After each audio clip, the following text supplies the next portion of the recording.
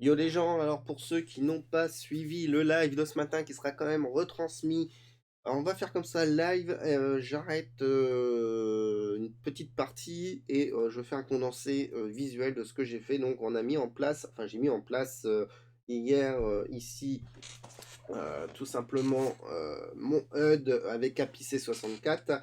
Voilà, c'est donc un peu mon HUD pour le CRPG.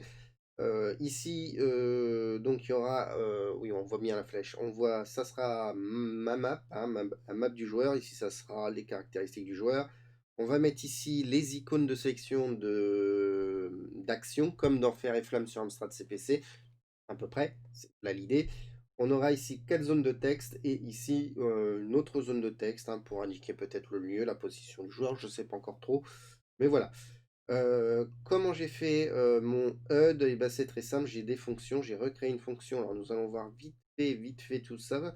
Dans mon dans ma classe map, non ma scène map, pardon.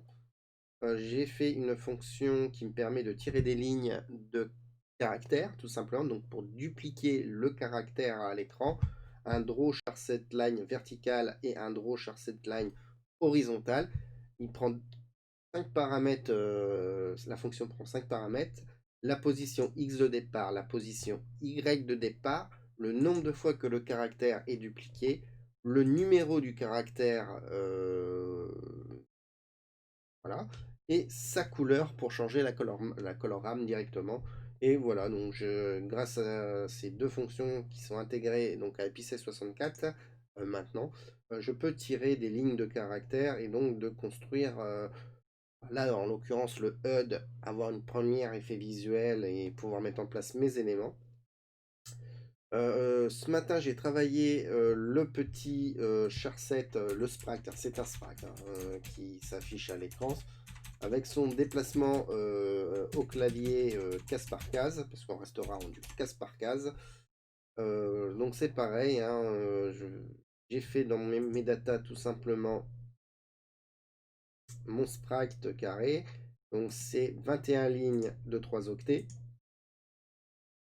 Chaque on s'est aperçu qu'il y a quand même un sacré décalage. On a une espèce d'overlay que j'avais oublié. Alors l'overlay, c'est tout simplement cette bordure-là et cette bordure-là du sprite.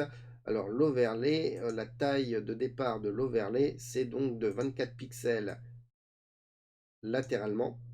Ici, il y a 24 pixels. Et en haut, il y a une bonne cinquantaine de pixels à peu près.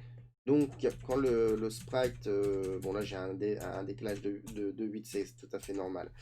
Mais comme mon sprite, pour le positionner correctement en haut à gauche, bah, c'est la coordonnée 24 plus 50. Voilà.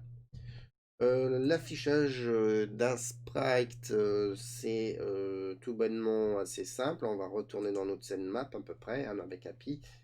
Donc, on met le sprite en mémoire avec le set sprite data. Il faudrait que le load pattern, je fasse un set pattern aussi, ça peut harmoniser le truc.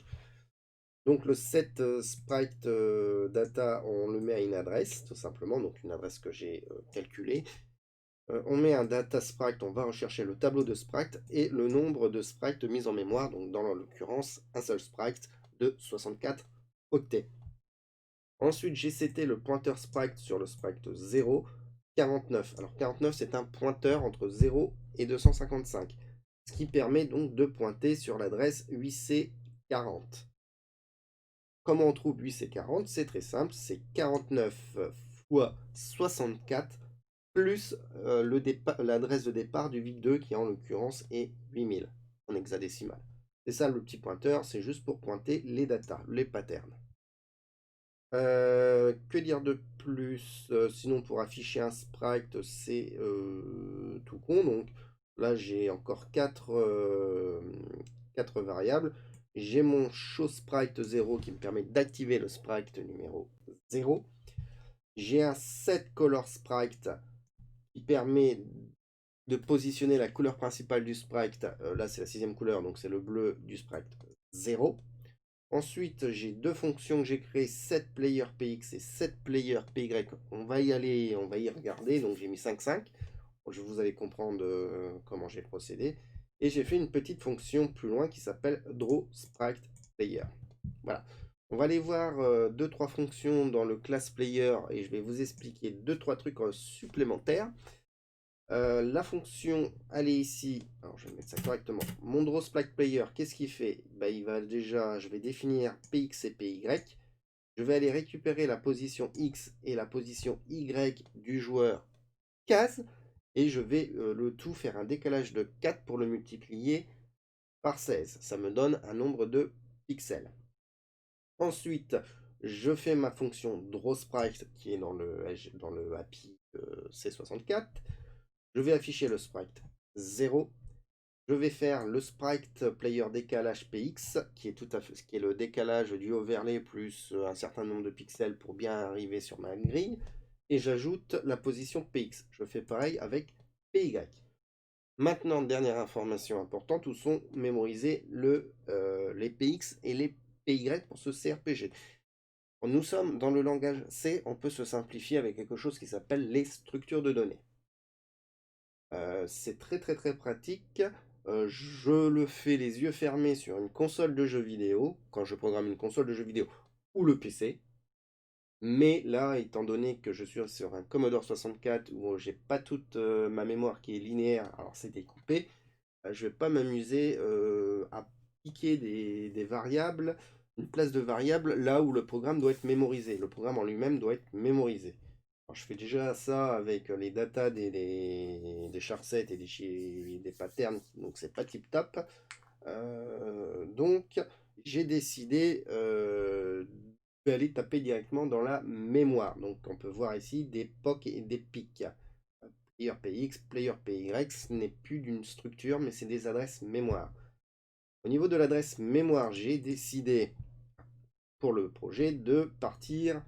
Alors, pourquoi j'ai pas. J'ai fait ici, tout simplement. Player, voilà. 400, 401, 402, 403, qui est des adresses mémoire à partir de l'adresse 400 en hexadécimal. Pourquoi 400? Et bien tout simplement que c'est l'ancienne position de la mémoire écran de base quand vous allumez l'écran. Sauf que mon screen memory, comme j'ai bougé le VIC de en 8000, et ben j'ai de la place en 400 pour j'ai un 1024, j'ai un peu plus de 1024 kilooctets octets pardon de libre, 1 kilooctet. Donc c'est bueno pour mettre en place tout ce que je veux au niveau du personnage, enfin des fiches de caractéristiques du personnage et bien d'autres choses. Voilà.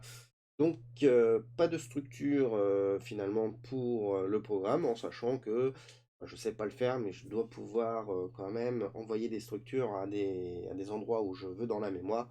Il faut toucher le fichier de configuration de CC65. J'avoue que je ne sais pas encore le faire, j'ai encore rien blité à ce truc-là, mais ça va venir. Sinon, que dire de plus? Eh ben, c'est tout, ça fait déjà 8 minutes, j'ai regardé, c'était déjà 3 minutes, je reparlais 4 minutes. Voilà, donc je sais pas quand est-ce que vous allez avoir la rediffusion du live du matin, mais ça va pas tarder. Des fois c'est rapide, des fois c'est lent, c'est pas moi qui choisis. J'up ça, puis bah, demain matin ou à ce soir, pour un live et pour continuer le projet pardon, sur Commodore 64. Et puis bah, Happy 64. Voilà, voilà. Gros bisous tout le monde. Ciao. Bye bye.